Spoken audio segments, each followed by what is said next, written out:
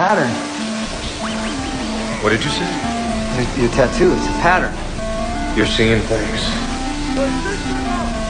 My brother was framed. I did everything I could to get him out. So, I committed a crime on purpose to get myself sent to the same prison. But this place, it's locked down tight. Getting out is nearly impossible. Funny enough, the prison was renovated a few years ago. The company that did it? My company. I know this place like the back of my hand. To remember every detail, I did something crazy. I got the entire prison blueprint tattooed on my upper body. Then, this guy moved into my cell. He'd just been transferred from the psych ward. He was a little off, but his IQ, through the roof. He could remember everything, and he never needed sleep. That meant I couldn't dig my way out. The only option left, bring him into my escape plan. I tested the waters, asking him, ever thought about getting out of here? If you could leave, what would you do? He just stared at me coldly and said, back in the psych ward anyway. I almost lost it. With my back against the wall, I had to find a way out of this. Days passed, and my brother, Lincoln, had less than a month until his execution. I tried to keep my distance from him, but he kept showing up like a ghost. Worse, he seemed to have figured out my tattoo secret. He was obsessed with it. At night, he wouldn't sleep. He'd pull up my shirt and just stare at my tattoos. He was losing it. He started sketching them in his notebook. It was driving me crazy. If this went on, he'd figure out my secret.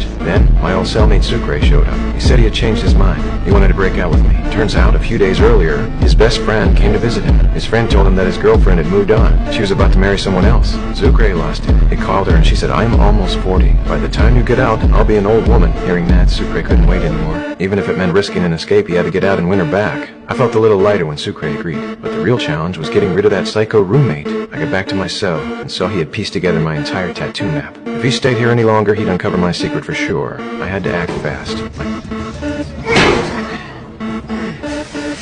What are you, nuts? I called the security guard.